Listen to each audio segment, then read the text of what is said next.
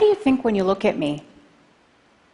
A woman of faith, an expert, maybe even a sister, or oppressed, brainwashed, a terrorist, or just an airport security line delay. That one's actually true. If some of your perceptions were negative, I don't really blame you. That's just how the media has been portraying people who look like me. One study found that 80% of news coverage about Islam and Muslims is negative. And studies show that Americans say that most don't know a Muslim. I guess people don't talk to their Uber drivers. Well, for those of you who've never met a Muslim, it's great to meet you. Let me tell you who I am. I'm a mom, a coffee lover, double espresso, cream on the side. I'm an introvert. I'm a wannabe fitness fanatic, and I'm a practicing spiritual Muslim. But not like Lady Gaga says, because baby, I wasn't born this way. It was a choice. When I was 17, I decided to come out.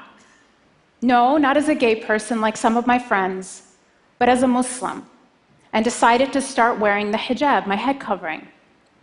My feminist friends were aghast. Why are you oppressing yourself? The funny thing was, it was actually, at that time, a feminist declaration of independence from the pressure I felt as a 17-year-old to conform to a perfect and unattainable standard of beauty. I didn't just passively accept the faith of my parents. I wrestled with the Quran. I read and reflected and questioned and doubted and ultimately believed. My relationship with God, it was not love at first sight. It was a trust and a slow surrender that deepened with every reading of the Quran. Its rhythmic beauty sometimes moves me to tears.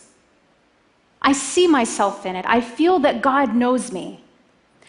Have you ever felt like someone sees you, completely understands you, and yet loves you anyway? That's how it feels. And so later, I got married, and like all good Egyptians, started my career as an engineer.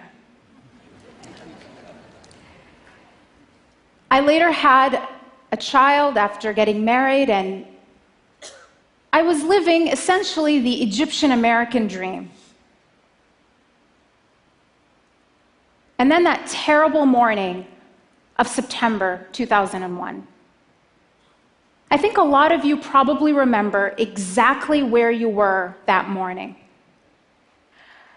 I was sitting in my kitchen, finishing breakfast, and I look up on the screen and see the words breaking news.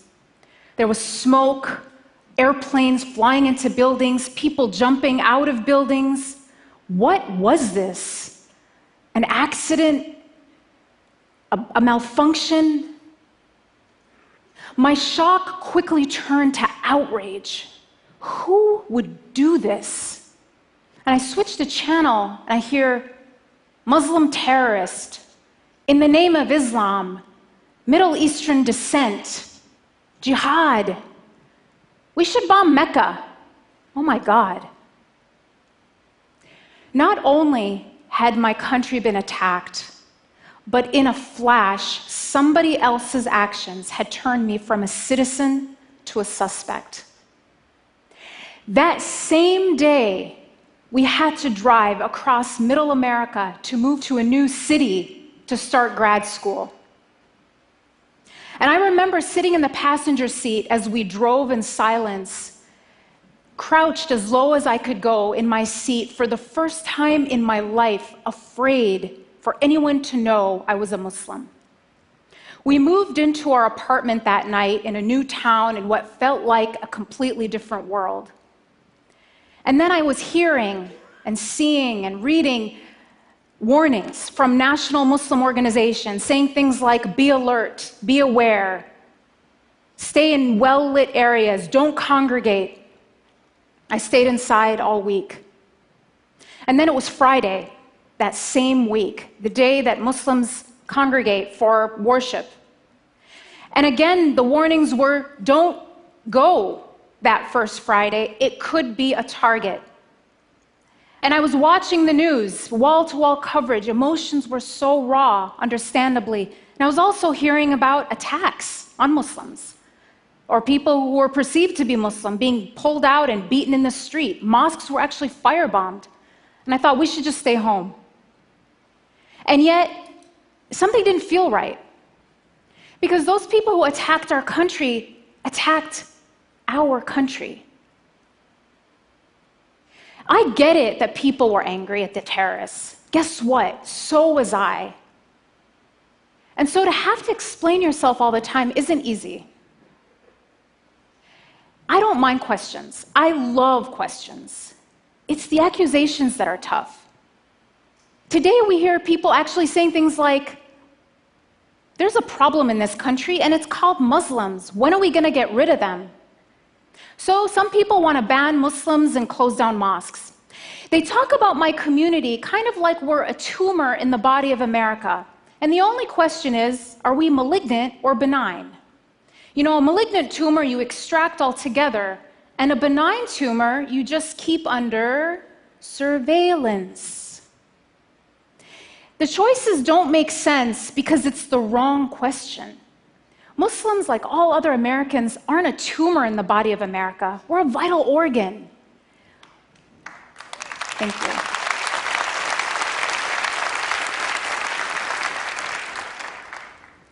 Muslims are inventors and teachers, first responders and Olympic athletes. Now, is closing down mosques going to make America safer? It might free up some parking spots, but it will not end terrorism.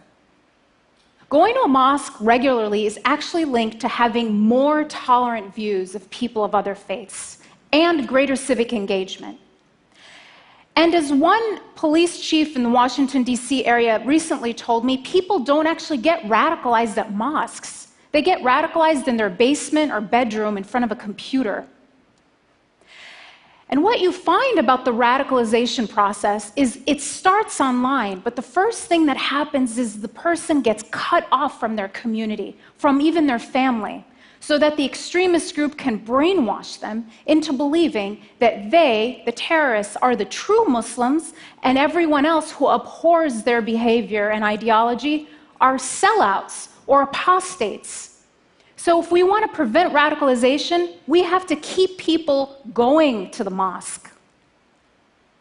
Now, some will still argue Islam is a violent religion. After all, a group like ISIS bases its brutality on the Quran. Now, as a Muslim, as a mother, as a human being, I think we need to do everything we can to stop a group like ISIS. But we would be giving into their narrative if we cast them as representatives of a faith of 1.6 billion people. Thank you. ISIS has as much to do with Islam as the Ku Klux Klan has to do with Christianity.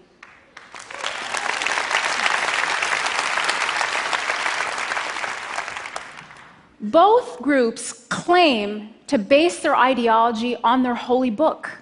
But when you look at them, they're not motivated by what they read in their holy book. It's their brutality that makes them read these things into the scripture. Recently, a prominent imam told me a story that really took me aback. He said that a girl came to him because she was thinking of going to join ISIS. And I was really surprised and asked him, had she been in contact with a radical religious leader? And he said the problem was quite the opposite, that every cleric that she had talked to had shut her down and said that her rage, her sense of injustice in the world, was just going to get her in trouble. And so with nowhere to channel and make sense of this anger, she was a prime target to be exploited by extremists promising her a solution.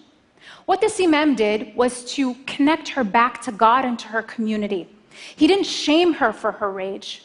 Instead, he gave her constructive ways to make real change in the world. What she learned at that mosque prevented her from going to join ISIS.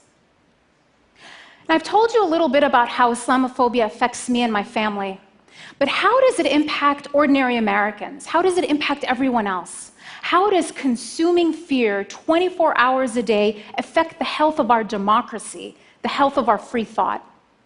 Well, one study, actually several studies in neuroscience, show that when we're afraid, at least 3 things happen. We become more accepting of authoritarianism, conformity, and prejudice. One study showed that when subjects were exposed to news stories that were negative about Muslims, they became more accepting of military attacks on Muslim countries and policies that curtail the rights of American Muslims. Now, this isn't just academic. When you look at when anti-Muslim sentiment spiked between 2001 and 2013, it happened 3 times, but it wasn't around terrorist attacks. It was in the run-up to the Iraq War and during 2 election cycles. So Islamophobia isn't just the natural response to Muslim terrorism as I would have expected. It can actually be a tool of public manipulation, eroding the very foundation of a free society, which is rational and well-informed citizens. Muslims are like canaries in the coal mine. We might be the first to feel it, but the toxic air of fear is harming us all.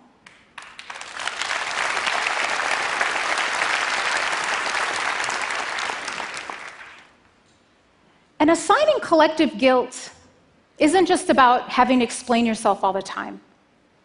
Dia and his wife, Yusr, were a young married couple living in Chapel Hill, North Carolina, where they both went to school. Dia was an athlete, and he was in dental school, talented, promising. And his sister would tell me that he was the sweetest, most generous human being she knew. She was visiting him there, and he showed her his resume, and she was amazed. She said, "When did my baby brother become such an accomplished young man?" Just a few weeks after Suzanne's visit to her brother and his new wife, their neighbor, Craig Stephen Hicks, murdered them, as well as Yusra's sister Roseanne, who was visiting for the afternoon, in their apartment, execution style, after posting anti-Muslim statements on his Facebook page. He shot Dia 8 times. So bigotry isn't just immoral, it can even be lethal. So back to my story. What happened after 9/11? Did we go to the mosque or did we play it safe and stay home? Well, we talked it over, and it might seem like a small decision, but to us it was about what kind of America we wanted to leave for our kids. One that would control us by fear, or one where we were practicing our religion freely. So we decided to go to the mosque, and we put my son in his car seat, buckled him in, and we drove silently, intensely to the mosque. And I took him out, I took off my shoes, I walked into the prayer hall. And what I saw made me stop. The place was completely full. And then the imam made an announcement thanking and welcoming our guests, because half the congregation were Christians, Jews, Buddhists, atheists, people of faith and no faith, who had come not to attack us, but to stand in solidarity with us.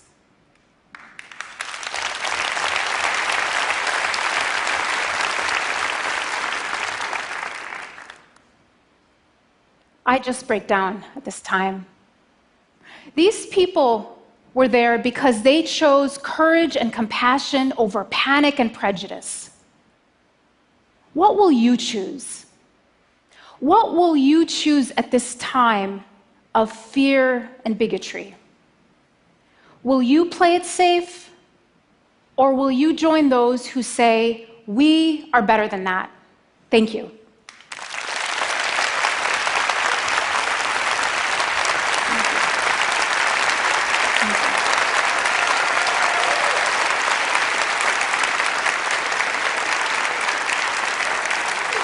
Thank you so much.